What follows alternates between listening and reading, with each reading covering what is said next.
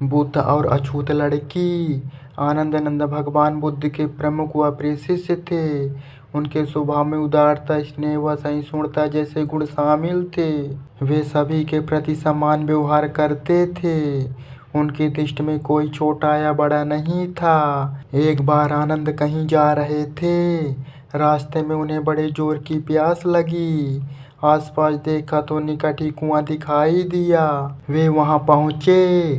कुएं से एक लड़की पानी भर रही थी। आनंद ने उसके पास जाकर कहा, बहन, मैं बड़ी दूर से आ रहा हूँ।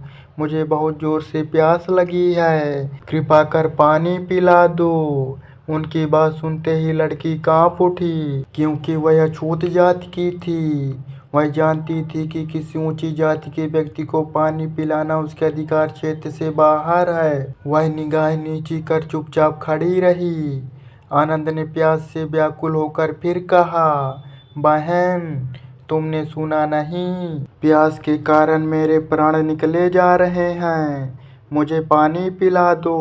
लड़की भयवश कुछ नहीं बोल पाई। जब आनंद ने बड़े स्नेह से उससे पानी न पिलाने का कारण पूछा तो वह बोली, मैं निम्न जात की कन्या हूँ। आपको पानी कैसे पिला सकती हूँ? उसकी बात सुनकर आनंद ने कहा, बहन, मैंने तुमसे पानी मांगा है, जाति तो नहीं पूछी। आनंद की उदारता ने उस कन्या का भय दूर कर दिया और उन्हें पानी पिलाकर वह धन्य हो गई। कथा का सार यह है कि ईश्वर की दृष्टि सम होने के कारण उसने सभी मनुष्यों को समान शरीर, बुद्धि और भावना से नवाजा है। अतः अपने सृष्टिकर्ता के विरुद्ध जाकर मानव मानव में भेद करना सर्वदा अनुचित है। शिष्य को धैर्य सिखाया। भगवान बुद्ध किसी यात्रा पर जा रहे थे। उनका परम प्रिय शिष्य आनंद भी उनके साथ था। चलते चलते दोपहर हो गई तो बुद्ध एक घने वृक्ष के नीचे जाकर बैठ गए। आनंद भी पास में ही बैठ गया। कुछ देर बाद बुद्ध को प्यास लगी।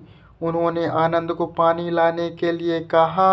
आनंद ने आसपास घूमकर देखा तो कोई कुआं, तालाब या नदी नहीं दिखाई दी। एक नाला अवश्य दिखाई दिया, जिसमें पहाड़ों से बहने वाले झरने का पानी बह रहा था।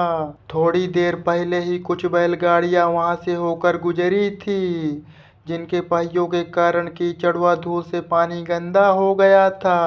आनंद ने यह दृश्य देखा तो वह खाली हाथ लौट आया।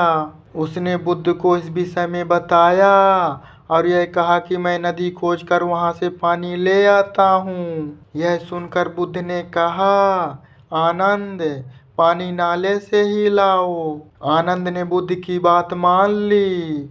वह नाले पर पहुंचा, किंतु उसने देखा कि पानी अभी भी अस्वच्छ है। उसे ऐसा पानी बुद्ध के लिए लाना कदापि उचित नहीं लगा।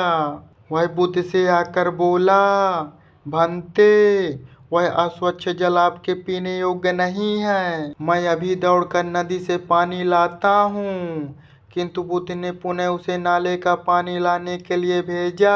इस बार जब आनंद नाले पर गया तो उसने देखा कि पानी में जो कीचड़ व धूल की गंदगी थी वह नीचे बैठ गई है और पानी निर्मल हो गया है।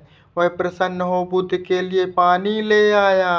तब बुद्ध ने कहा, आनंद, व्यक्ति के लिए धैर्य रखना बहुत जरूरी है। बिना धैर्य धारण किए निर्मलता प्राप्त नहीं होती। वस्तुतः धैर्य का फल सदैव मीठा होता है। इसलिए विपरीत स्थितियों में भी धैर्य बनाए रखें।